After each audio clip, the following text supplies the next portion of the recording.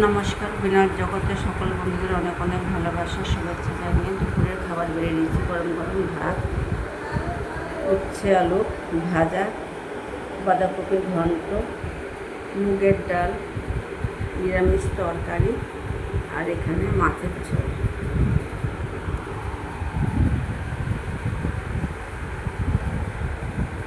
তো দুপুরের মেনুগুলো কেমন হয়েছে বন্ধুরা অবশ্যই করে কমেন্ট করে আমাকে বলবে। আর ভিডিওটা প্রথম থেকে শেষ অবধি আপনারা সবাই দেখবেন। ভিডিওটা ভালো লাগলে পাশে থাকবেন। কেমন বন্ধুরা?